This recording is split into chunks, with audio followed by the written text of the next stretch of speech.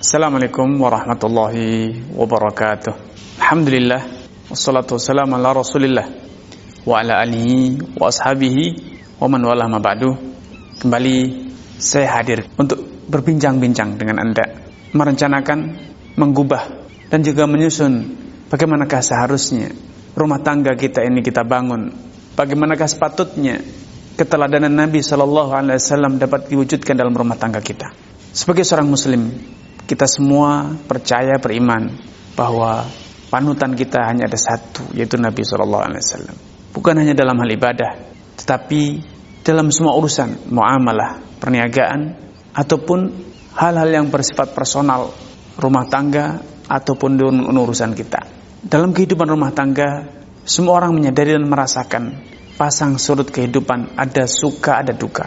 Ada kesepahaman dengan pasangan, ada percekcokan, perselisihan dan perbedaan. Ketika dalam kondisi senang, harmonis, seia sekata, maka rumah tangga itu begitu indah. Andai itu terus abadi, andai suasana itu selalu menjadi kenyataan, tetapi fakta tidaklah demikian. Pasang surut kehidupan terus terjadi, ada suka, ada duka, ada kesepahaman, ada perseteruan atau perbedaan.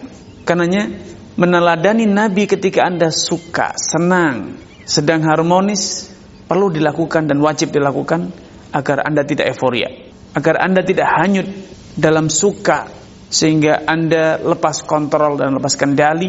Akhirnya Anda terjerembab dalam menuruti nafsu, mengeksploitasi hawa nafsu yang akan mencelakakan Anda.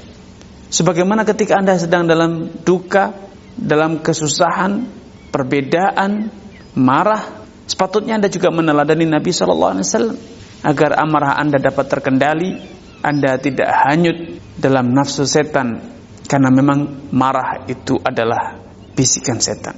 Sampai-sampai Nabi menggambarkan bahwa marah itu innal ghadab minasyaitan, betul-betul sumbernya dari setan. Kemudian Nabi memberikan indikasinya kenapa marah itu datangnya dari setan.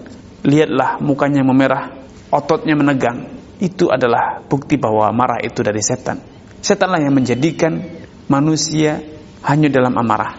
Namun ketika Anda mampu meneladani Nabi di saat Anda menghadapi suasana masalah yang menyebabkan Anda terpancing untuk marah, maka rumah tangga Anda akan selamat. Pada kesempatan ini saya ingin mengajak Anda untuk sedikit menyelami bagaimanakah Nabi SAW memanage, mengendalikan emosional beliau baik ketika senang ataupun ketika sedih, marah, kecewa ataupun sedang bahagia. Karena dengan pengendalian diri inilah keberhasilan dalam mengarungi rumah tangga itu akan terwujud. Allah Azza wa Jalla berfirman, "Likai la ta'sau 'ala ma fatakum wa la tafrahu bima atakum." Agar kalian tidak berputus asa ketika mengalami kegagalan dan juga tidak euforia hanyut, lupa daratan ketika mendapatkan keberhasilan. Karena Allah la yuhibbu kulla mukhtalin fakhur. Allah tidak senang, Allah tidak mencintai orang yang mukhtal, membusungkan dadanya, fakhur, menyombongkan dirinya. Rasulullah SAW suatu hari didapatkan oleh Aisyah salat yang begitu lama, dan ini bukan sekali atau dua kali, ini adalah suatu hal yang sering dilakukan oleh Nabi SAW. Sampai-sampai apa? Kedua kaki beliau bengkak-bengkak saking lamanya beliau berdiri ketika sholat. Maka Aisyah radhiyallahu ta'ala anha mempertanyakan sikap Nabi ini, mengapa beliau beribadah begitu gigih, beribadah begitu lama, padahal kalau dipikir-pikir dosa beliau telah dijamin akan diampuni, surga beliau telah mendapatkan jaminan kepastian bahwa beliau akan mendapatkannya, bahkan mendapatkan surga yang paling tinggi. Namun demikian, untuk apa beliau beribadah? Dalam kondisi inilah, dalam kondisi ketika kita menyadari mendapatkan nikmat, keberhasilan, kemudahan, kemuliaan, kedudukan, seorang suami sepatutnya mencontohkan kepada istri, menanamkan kepada keluarganya sikap yang benar.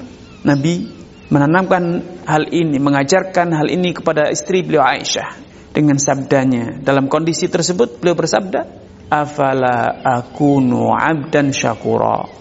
Wahai Aisyah, betul apa yang kau katakan, bahwa Allah telah menjamin akan dimasukkan surga, diampuni dosa-dosaku yang telah lalu dan yang akan datang. Namun demikian, itu semua nikmat. Tidakkah pantas, tidakkah layak kalau aku menyadari hal itu kemudian aku pandai-pandai bersyukur, melipat gandakan syukur kepada Allah Subhanahu wa taala seiring dengan besarnya nikmat, maka semakin besar pula implementasi syukur yang harus kita lakukan. Inilah sebuah keteladanan. Kadangkala suami ketika mendapatkan keberhasilan, sukses, kelapangan dalam rezeki, kedudukan yang tinggi dan lain sebagainya, lupa untuk menanamkan syukur kepada istrinya. Yang dia lakukan, yang dia ingat adalah bagaimana memanjakan istrinya, bagaimana menonjolkan keberhasilannya di depan istri. Lupa untuk menanamkan bahwa nikmat itu bukan untuk ditonjol-tonjolkan, dibangga-banggakan, atau sekedar dinikmati, tapi nikmat itu harus disyukuri. Inilah sebuah keteladanan. Seorang suami menanamkan kepada istrinya pentingnya syukur seiring dengan nikmat yang kita rasakan, seiring dengan bertambahnya karunia yang kita dapatkan. Suami terus menanamkan kesyukuran, rasa syukur kepada Allah Azza wa Jalla. Ini yang bisa kami sampaikan pada kesempatan yang berbahagia ini. Kurang dan lebihnya mohon maaf. Billahi taufiq wal hidayah. Wassalamualaikum warahmatullahi wabarakatuh.